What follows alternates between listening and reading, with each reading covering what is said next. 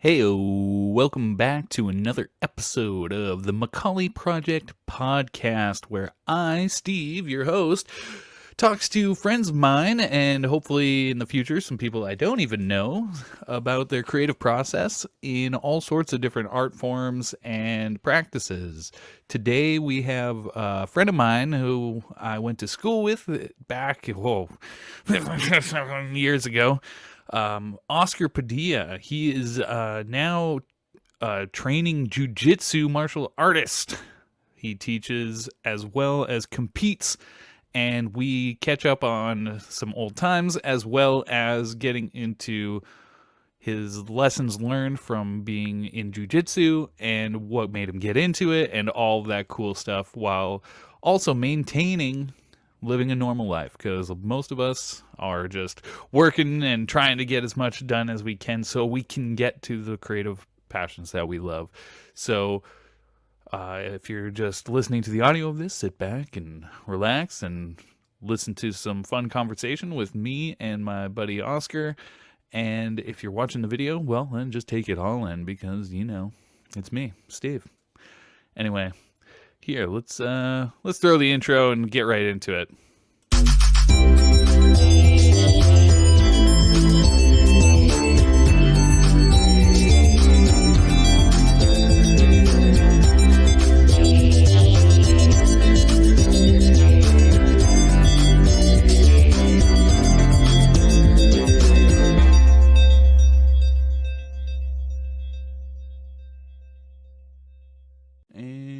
Okay, there we go. There we go. So, Yeah, Oscar Padilla. How long has it been? Do you know how many years it's been since we've last seen each other? has to be like 11th grade, senior year, something like that, right? Holy shnikes. Yeah, so 2007 is when we graduated, right? Yeah, okay. 2007? Since 2007, probably. Holy mo 15 years? No, wait. Yeah, No. Yeah, we're 15 old years now, now. dude. Yeah, holy crap. Did you I actually I made some notes because I just want to make sure we hit on some stuff, Oh, but um did you go to university or college or anything afterwards? I went to school for a little bit, but then I actually got a job in industry, which I was trying to be in like restaurant management. Okay, yeah, Yeah, so I actually got a job in there, and I'm like, why go another year of school? yeah. Right, no, that's fair. Ended up working. Man, I get it. I went to university for 3.5 years, so I was like a semester away from finishing, and I was Oh, like, "Nah, this is stupid," and I stopped going. So I totally get it. yeah, But I didn't even have a job to go to. I just was like, I just don't want to do this anymore. So I just gone done. that's the route. Um, Also, I did a lot of work in restaurants, but more as back of house cook. So Oh, I also get that. went the opposite way. I was front of the house. No, that's the smarter choice. Like here in where I live now in Kelowna in British Columbia, BC here, um, it's like there's restaurants like right on the lake. It's really Okay, mountains and lakes and stuff like bro. that. So it's a really like touristy place. And I was working at this restaurant uh, where everyone is just like super trendy and stuff. And I'm like, I was not. So I'm like obviously in the back. Plus, I don't like people all that much and I swear too much. So, Oh, but yeah, I think you would have done well here. I think you would do well here. great for you then. So are you still doing that kind of stuff? No, actually, so I did a bit of traveling, and when I actually got back from traveling, I found jujitsu, and Yeah. I've been training here for the last almost going on 5 years now. That's incredible. Yeah, Mainly because like I find it difficult getting out of bed sometimes. So to be able to like not only get out of bed but do jujitsu is a huge feat. And I was like, of course I've had you on like Instagram and stuff. I've seen all of your like training pictures and videos and whatnot. So you're competing as well then? yes, yes, yes. I compete regularly. Actually, I'm getting into the swing of things right now to start competing at like a little bit of a higher level. Oh, sweet. I get promoted soon to my next belt, Oh. kind of in. So what, like I see this is the fun part for me because I don't know anything. Like I know what jujitsu is as like Oh yeah. General, hey, I know it's a martial arts kind of thing, but Yeah. Grappling. other than that, I am like an idiot. And I purposely didn't look up anything because I was like, I'll just ask Oscar. He'll know. He'll have answers for me. So I, like with the level you're at right now, like what would that be considered? Like so I'm in a like a kind of middle area. So I'll just explain the like belts to you. So first, sure, go for it. You got all the time in the world, man. This is the podcast area. We can do whatever we want. right? So first we have white belt, which is a novice, all the way up to about like 2 years. You can have a white belt, but Right. some belts are pretty good, man. They'll like surprise you. And then you have blue belt, which is the belt I'm at, which you start teaching. You basically like are a slave for the gym owner to run the kids program. For sure. So like few of us are like doing the kids program. I have one of my partners who actually just got promoted to his next belt, which is purple belt. So that's the one Oh, I'm cool. for right now. I really want that guy. And then you have, so that's like your first big belt is like Right. you're like I would consider purple belts now at a professional level. Um, Okay. Start doing professional level like tournaments, entering stuff to get like paid some real money. You Yeah, start decent. Oh, yeah. Well, that's good. have brown belt, which is that's to me brown and black belt. It's hard to Right. difference when you train with those guys. You're like, man, you're just I don't see the difference sometimes. They're just really really good. So then there's brown and then there's black, and black is basically your master belt. Okay. See, I've like obviously I've heard of like black belt, and I just assume, yeah, oh, that guy's a black belt. Everybody says that, and it's like, because I come from a totally different area. I did years and years of guitar teaching. I still do guitar teaching, um, which is funny in the sense of like, yeah, you start the similar kind of way, right? You're just kind of training. You're getting into it. And Yeah, then you start getting pretty good, so you put yourself around people who are also training, and you yeah, get into exactly. bands and you do stuff like that. And then but there's nobody around like, hey, here's a belt for being like you can play some Van Halen. Now here's a here's a belt. It's more of like they just Guess buy that you drinks. What's that? Sorry. I guess that would come with checks for you guys. Oh man, you'd hope. Nobody makes money in music, man. And Like even my like one band I was in, we were doing really good. Like we were opening for like you remember the band Finger 11? sort of, yeah, Yeah, yeah. they were quite a while ago. Anyway, they were pretty big, Uh-huh. and they had us open for them, and it was like oh man, there was probably like 500, 600 people in this venue, Yeah, and that's each a lot of person, people. yeah, each person's paying like $25 to get in, so it's like thousands of dollars plus the bar and all this stuff, uh, and we didn't get paid. We didn't get paid at all. We brought so many people out. We didn't see any money until after the show. The Okay. guys from the bigger band who were just touring through, they weren't in charge of the paying. It was supposed to be the venue, and they found out, and they're like, "What?" So the guy just like reached into his pocket, and he just had $100 in his pocket. He's like, take this." So we got $100 to split between four Like, people. like, what the heck? I've heard about that actually in the music, like synonymous for that, right? You play, Oh yeah, okay, music industry is brutal. It's brutal. you get beat up in the alley. Oh yeah, like I've got friends who go and do tours in like Germany and stuff, Oh, and they'll go and they'll tour and they'll sell tons of tickets and they'll come back breaking even, yeah. and it's just like, Got to put in that work, right? oh man, it's crazy.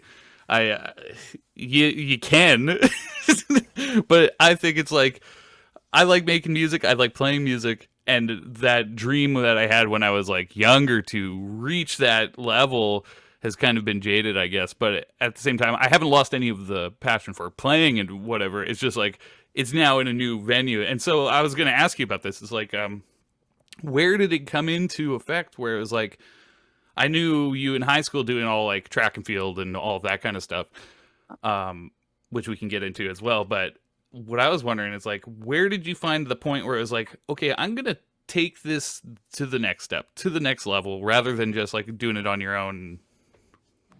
Like In what sense? Like, Like, when it, did you think, like, I'm actually, you know what, I'm just gonna stick with this and I'm going to go, like, when you got into jujitsu and you're like, okay, I'm not gonna just be a guy who works at a restaurant and trains, I'm going to train. Like, yeah. So I don't know.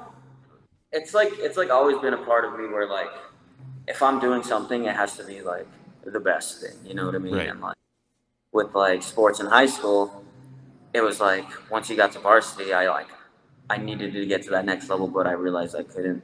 Mm. So I ended up dropping sports for a little bit, um, and I've always like been the type to like if I'm gonna do this, if I'm gonna work in a restaurant, I'm gonna be the manager. You know what I mean? Like For sure. so I kind of just like floated around a little bit like in that space, and I was just like, man, I don't know if this is the thing that I want to like do for the rest of my life. You know what I mean? Because I noticed I was getting a little unhealthy. I was gaining weight. Like just I seen myself in pictures. I'm like, do I?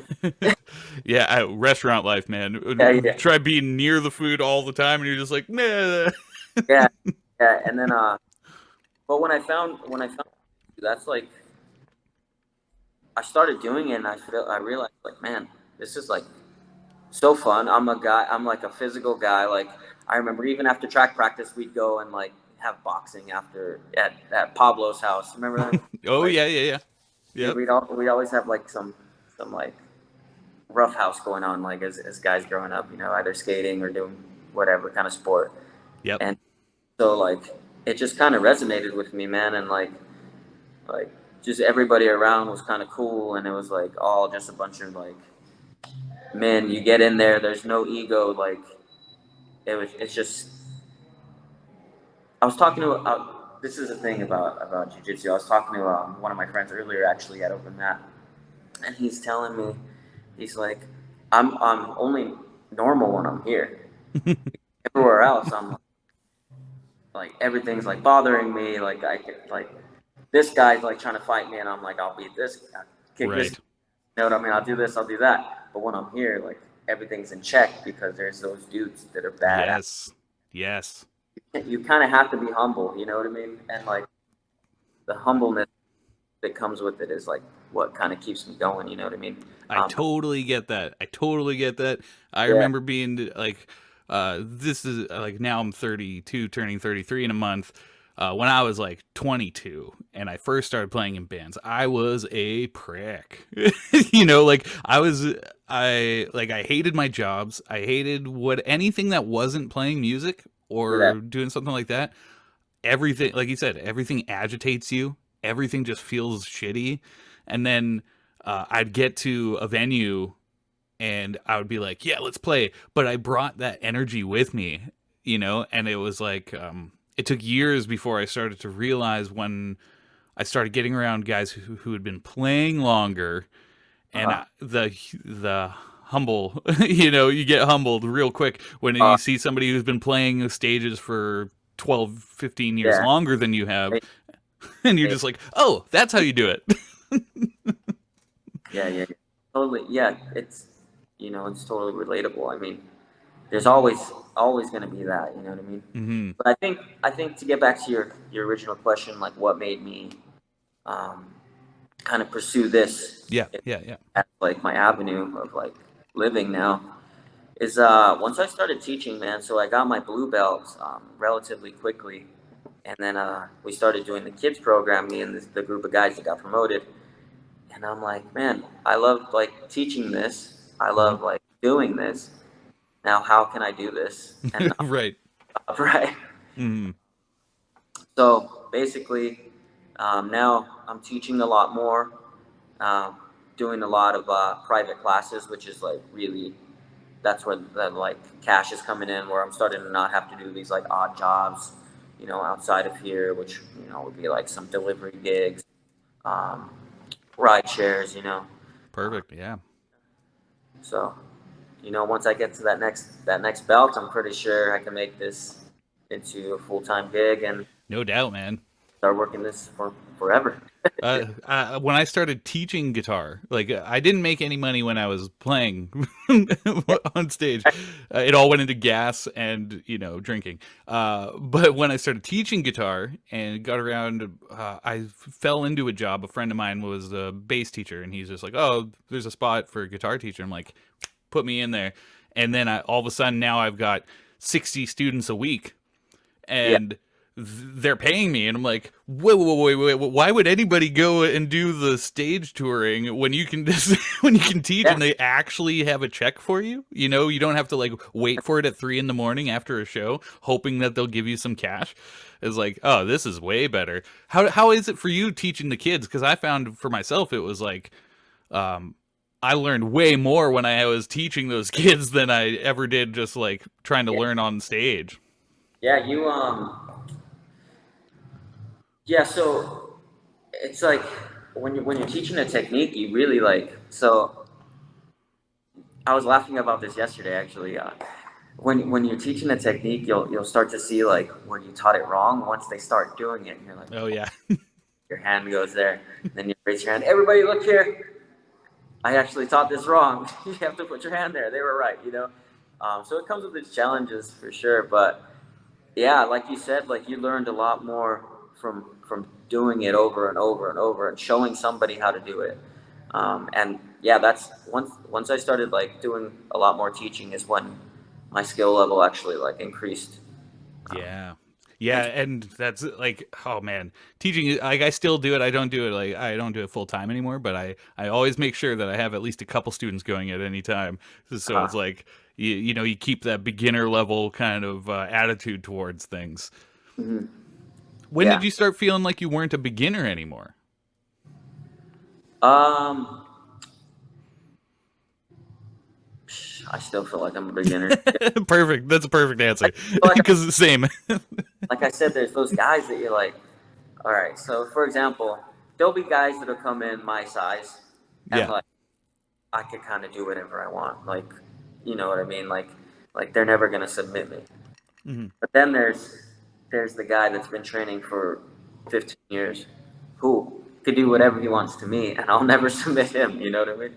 And like, yeah, it's always you're always going to be a beginner, man. Especially now the game's old. You have these guys that have been training for the longest time now that have that gap that I'll never be able to close. So, but then again, you're always learning. Yeah, yeah, no, I totally get that. One of the things I would teach my students pretty early on is like, because I spent a lot of time practicing, and you can practice a lot on your own, and I'm sure it's the same in martial arts, right? You can do a lot of your practice in isolation, Yeah, and I pictured it like, imagine you're going up the mountain, right? You're climbing up this mountain, and you climb and climb and climb and climb and climb, and you get to the top of the mountain. You realize two things. Number one, nobody else is there. And number two, everyone else is having fun at the bottom of the mountain. And then it's just like, okay, so yeah, you can look around and be like, man, I did it. I got up here. And then you could also look over and it's like, wait, there's another mountain. And so yeah, it's just like, yeah, it never ends. And so I realized early on, I was like, um, yeah, you can climb the mountain for exercise, but you want to be near the people so you can be like passing that on so help everybody up the mountain rather than just being like, oh, I'm gonna get to the top of the mountain and yeah. that's where I'll be. And it's like, yeah, it's lonely at the top, as they say, right? And you're just like, oh, sure, I could do all the stuff, but nobody cares except for the other guys who got to the top of the mountain, maybe, and even them, they're climbing the next one. I mean, there's some of those guys that do isolate everybody. Like, Yeah, oh yeah, they definitely happen. I know a couple guys like that. yeah, yeah, they enjoy that kind of stuff. Yeah, Do they? Do they really? I sometimes I wonder. they have to. I mean, Maybe they might like. Okay, I got like a couple friends who are like this, and I won't name names because I don't want them. They're isolationists, so they wouldn't like it. But oh, they practice and practice, and they're freaking incredible, incredible at what they do, and they say out loud, "Yeah, I just want to get back to practicing. I just want to get back to that." And but there's like always this undertone of like sadness, and it's just like, what are you looking for, man? what are you looking for in that practice? And it's like, I think for me, I was like that, and then it was like university age, a bit after university, I started to realize it was like the practice was more so a warm up for just going out there and being like, I'm ready to go at any moment when I'm around people. Uh-huh. And the creativity comes from being the conversations that you have with other guitar players or musicians or people who do any kind of arts, martial arts, even. Yeah, You yeah, yeah. know, you start getting into this mindset of like, oh, what do they do in their practice that I could apply to mine? You know, like different types of discipline and, Yeah. regiment building and all of that kind of thing. And then it's like, I won't get that if I'm not out experiencing it and becoming humble by being around people who are way better, right? Yeah. It's like when you isolate yourself, you're not only isolating yourself from beginners, you're isolating yourself from people who've made it further. Yeah. And so I think that there's like this balance you have to reach, and sometimes I don't necessarily feel bad for them because they're doing great, like they're playing great, but I just feel like, hey man, let's just jam a Taylor Swift song and see what happens. Yeah, man, there's always those people, you know what I mean? But that's like where growth is kind of stunted, you know. Yeah. You know, maybe they've reached that level in their own like sense of like accomplishment, you know what I mean? Like they've reached where they want to be, so I don't know more, you know what I mean? But there's always those people like us that need to be around someone that makes All us. the time. All the time. I need, like, as much as like I don't like people, Yeah. like I don't like people. It's like the, in Men in Black when he's like, people are dumb. A person is smart, but people are dumb. That's kind of what it is. Like the individuals, I like being around individuals, and I like talking to people, and that's why I'm doing this podcast. It's a great idea. Uh, but like people in general, like going around like large groups of people, unless I'm like performing, I'm fine because I feel like I'm in my element there. But being around large groups of people, I just get like, You no go. Oh, I was gonna ask you, just because I actually wrote down a ton of questions. Yeah. So, when you were first getting into it, did you have any specific like mentors that were helping you? Yeah. So my coach, Coach Cooey, shout out. He he's actually really young, man, and like like I said, I'm the type of person that's like, if I'm gonna do something, I'm gonna go like all the way. And like, Right. he was super young, and he was already a gym owner. You know what I mean? Already like belted up. He was owned the gym, and I was like, man, I could do this. Like, I think I could do this. So, um, yeah, I kind of just watched everything that he did. He moved quickly, and we were actually two stores over in this Jackson Hewitt tax office. So if you can imagine how big a tax office is, you know what I mean? Yeah. And now, just I think like 2, 3 years after opening. Sorry, I have all these alerts going off. Yeah, that's all good. I don't think it's coming through, so you're good. Cool. So only a few years after, like I started training with him, which he just opened his gym a few months before. He got into this like giant space, a few doors down. 3 times the mat space. Now there's a private workout room that we have. I'm actually doing the podcast from here. We have an extra mat space where we can do privates, like some of the coaches can, make extra cash on the side. We just got a sauna in, so like all of this stuff, man. He's still like, I'm still learning from him. I'm like, man, I'm gonna have a gym like this one day. So, if it wasn't him mentoring me, it was the whole community of the Jiu Jitsu gym. Getting Sure. getting me into it. You know what I mean? And just motivating me to keep going. That's awesome. Yeah, like man, when I was really young, I had mentors. Like my family, a lot of people in my family played music, so I was around it a lot. But I didn't really have anybody specifically who was like, "Hey, you can do it like this." You can do it like this. But I had a lot of opportunities to watch people play, and I had a lot of time to experience what it's like to be an audience member. Like seeing people play and like at church and stuff as a kid. Yeah, yeah, Uh, and so it was like you see all these people playing, and then as I like graduated high school and went to university, that kind of like disappeared, And so then it became, rather than mentors, it was like competition. So I was just around people who were at like similar level to me, Yeah. and I didn't have somebody who was like, "Oh, you can do it like this, you can do it like this," and so just fighting through that. I'm like, "Am I doing it right?" And then you're like, "No, I got to have confidence. Of course, I'm doing it right." Yeah. And then it's like a couple years later, "No, I was doing it wrong." But you get to these levels a lot slower, but you still eventually get to them by practicing. Did you have any family that was into like this kind of stuff? No, man, and they still look at me like I'm crazy. Like my grandpa calls it karate. And I'm like, call it karate one more time. I'll show you karate. Karate. Yeah, like, yeah, they, I mean, my dad, obviously, he's like, you need to get into, like, he works for the Department of Water and Power. He's an old school guy. Okay. Get into this, you know what I mean? And I'm like, man, Dad, I'm an artist. Leave me alone, kind of thing. But yeah, I was on my own doing it. I just fell in love with it, man. Like I said, That's like, awesome.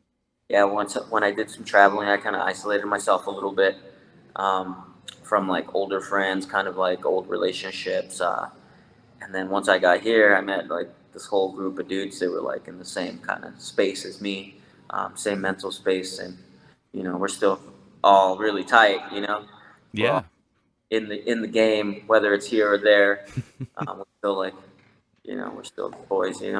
That's awesome. That's awesome because I actually answered other questions I had written down. Like, Oh, so I noticed I was scrolling through your feed because I just wanted to kind of get a gist of what you've been up to, and I saw you did some cycling as well. oh yeah, yeah, yeah. That was actually a while back, man. 2013, I think. Um, yeah, one of my family members actually passed away from HIV-related illnesses,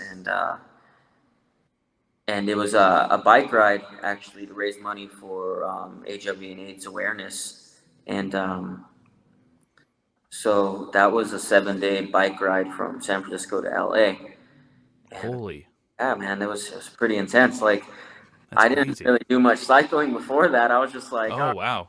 actually, I was working in restaurants, and one of the bartenders was like, "Hey, bro, like, because I was pretty down about it. I was like, you know, it's not very often that happens, and the way that it happened, it was like, man, if you see someone like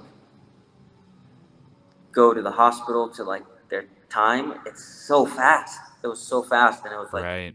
it blew my mind. So I'm like, man, I was like pretty shaken up about it a little, and then one of the guys, the bartender, he's like telling me, "Oh, I'm doing this bike ride, um, and I think you should do it with me. You know what I mean, for your family member."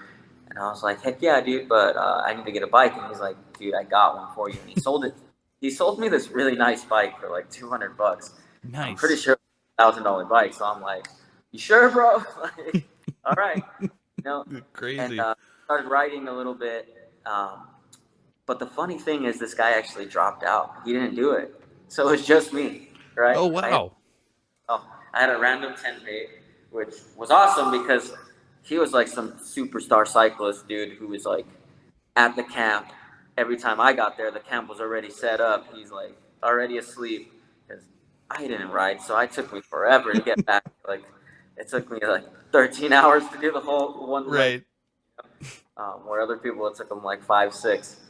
Um, so yeah, I ended up doing that, and it was a great experience, man.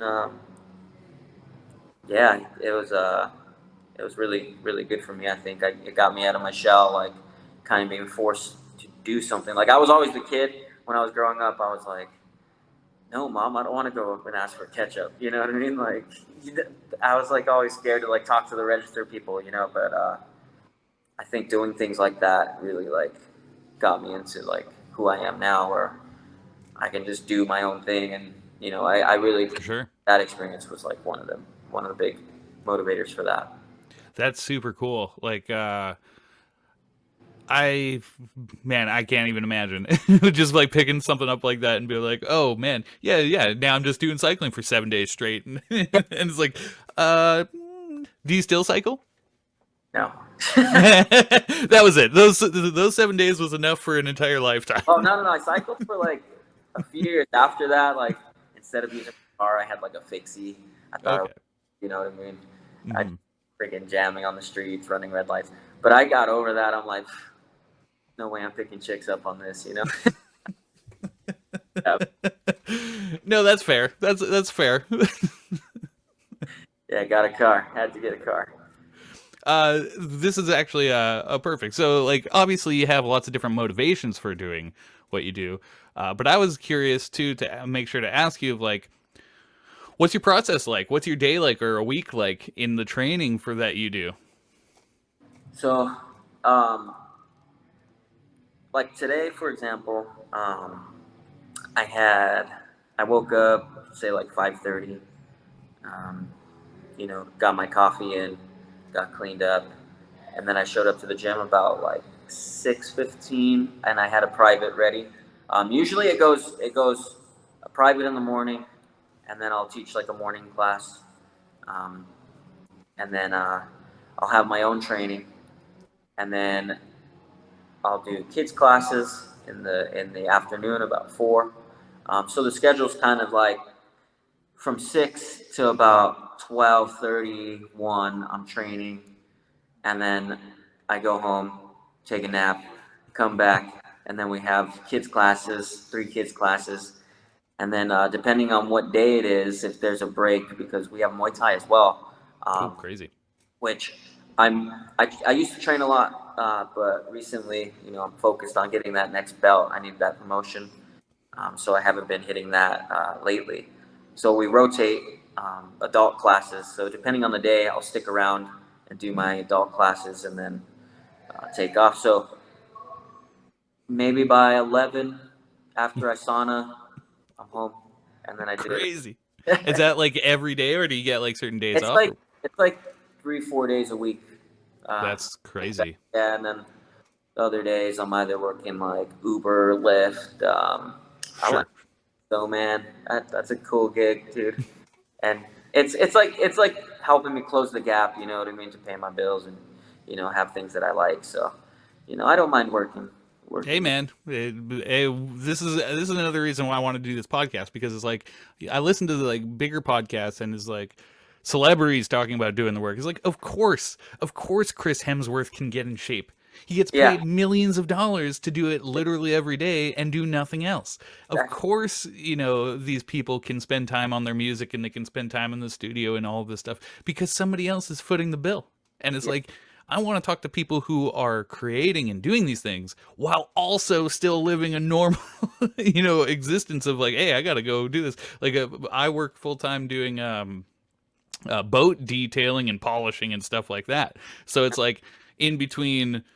It's funny, like some people would be like, in between my work shifts, I work on my hobbies and stuff like that. For me, it's like in between my guitar practice, I Yeah. work a full time job. Exactly. Exactly. Yeah. That's the thing, man. Like, yeah. I mean, I've been offered some of these guys, like they have some cool like job offers. Like this dude wanted me to get into sales with him. He's like, man, I think it'd be perfect for you. Starting pay is like 90 grand. I'm like, yeah, man, but I need to train more, dude. Right? Like Yeah, yeah, yeah. working on something. Um, Oh man, I've turned down stuff just to be able to continue to do what I do. Like I also paint, right? I do well. I haven't done much in the past few yeah, months, but really interested in getting some of your stuff, man. That stuff's cool. oh hey, That, well I can send you something. I just need your address. oh yeah, dude, send me some of your samples for sure. Okay, good. Yeah, yeah. Well, you can email me your address, and I'll send you something for coming on as a guest. That would be awesome.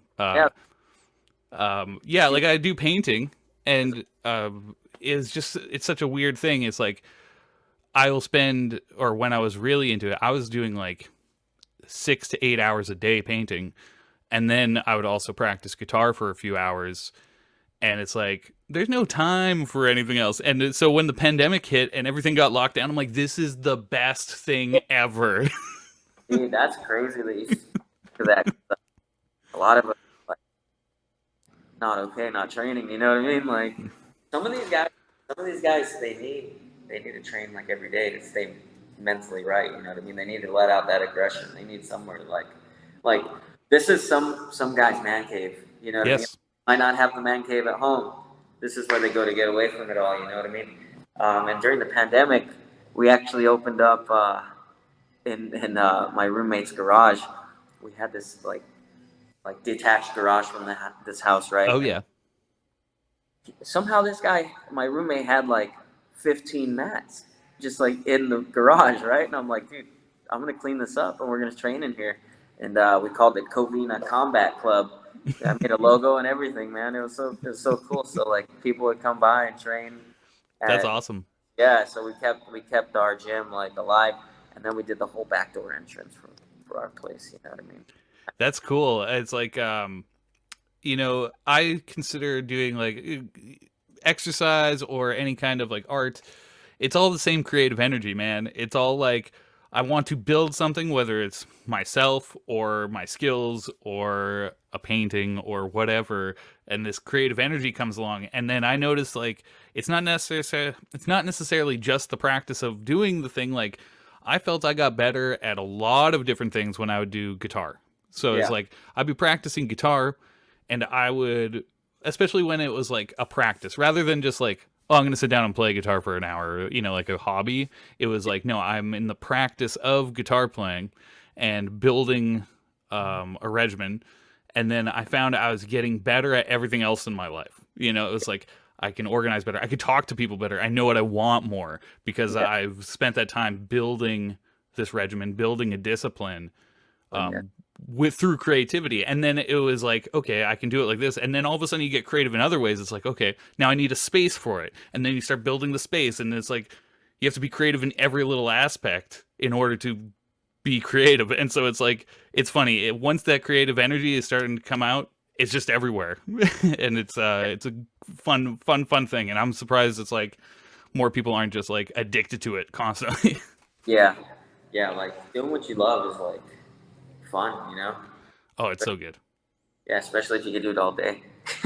Oh man, like there's this, and then this afternoon I've got another podcast I'm recording. So I'm not sure the Yeah, exact days what these are coming out. I'm gonna try to get this one out today, yeah, man. and then I'm recording another one this afternoon, and then I think I've got a few more coming up next week. And it's like, yes, let's do it.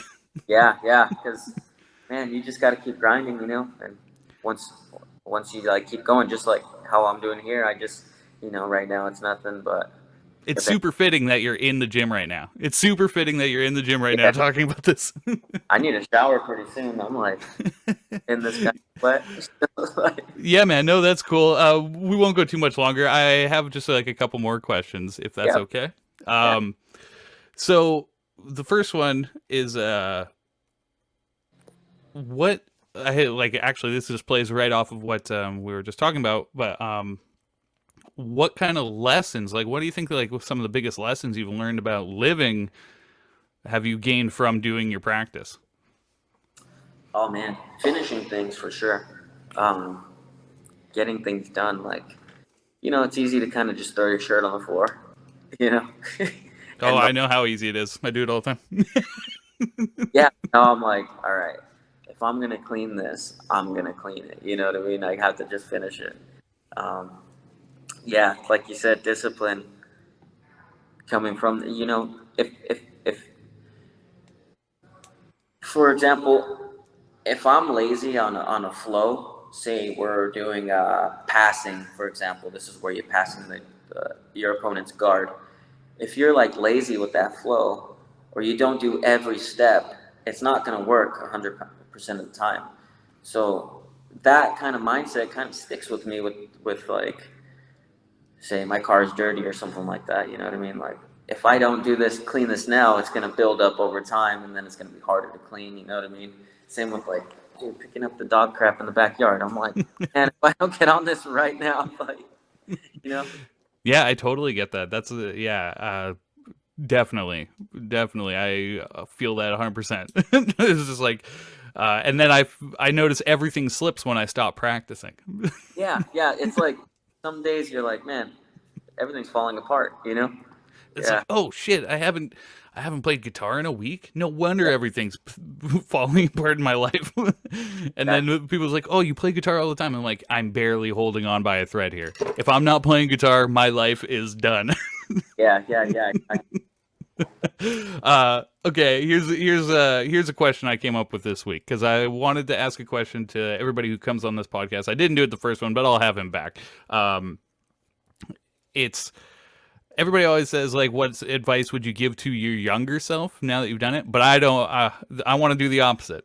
Okay. What would your younger self say to you now if it could see you where you're at? Oh man, that's a funny question to ask. Because I'm trying to think, man. Back when I was younger, I'd probably be like, dude, you're not making that much cash, and you're 30, bro. Like, Right. you know what I mean? Because like, Yep. yeah, I'm just like, man. No, I think I'd be proud of myself for not like. I've always been like punk rock, and you can't sell out, you know. So I'm pretty sure I'd be like, yeah, dude, hell yeah, you Yeah. solid, bro. And you're a fighter, hell yeah. Like, that's what I always like. When I was younger, I always wanted to do jujitsu. I've always wanted to like train MMA and do this other stuff, but it was so expensive. And Right. luckily when I met my coach, we didn't get into it, but he's like, "Hey man, if you start training today, lock you in for this like deal for the rest of your life." I'm like, done. Yeah. It was like perfect.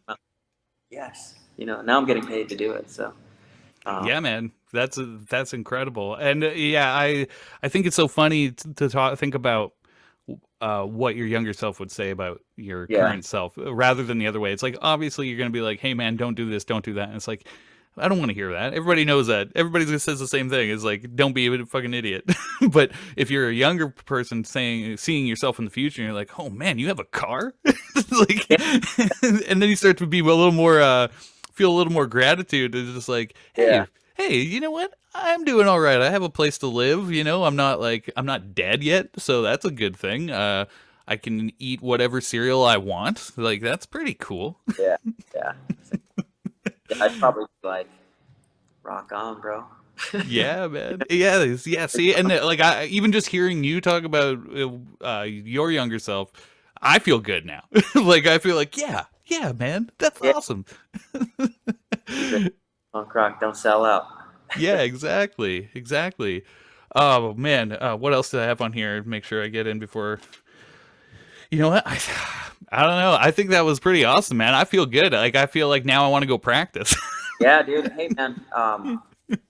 Let me know the area you're in, dude, and I can reach out to some of the coaches and be like, hey, man, my friend's coming in. Especially if it's a 10th planet, Oh uh, yeah, they'll hook you up. They'll take care of you. You know what I mean? They'll be like, let's set this guy up. Don't get him beat up, and discouraged. You know what I mean? Because some guys, you going too hard, and they'll check you real quick. You know what I yeah. mean? Like, first of all, let's just start off. I'm an idiot. And like, I'm an idiot and I'm lazy. I'm a musician. Okay, so Yeah. we start with that and then we work from there. Yeah, but let me know if you want to train. I'll reach out to some people. I'm sure there's a 10th planet where you are. Yeah, it's probably somewhere around here. Yeah, Cool, man. Well, this is let's awesome. get you jacked, snatching necks. Yeah, yeah. We'll see. Next We'll take. podcast, I'll be in the kids yeah, class. I'll be in the kids class for sure. Yeah. So yeah, let's we'll finish it up. This was awesome, and I'm glad we got to talk and catch yeah, up after 15 friggin' years. This is crazy. yeah, dude. Um, the technology has allowed us to do it, which Right. and yeah. If there's anything you want to plug or anything you want to say right at the end here, we'll do that. Shout out 10th Planet Jiu Jitsu. Let's go. Yeah, there we go. All right, dude. Oh, let's end this.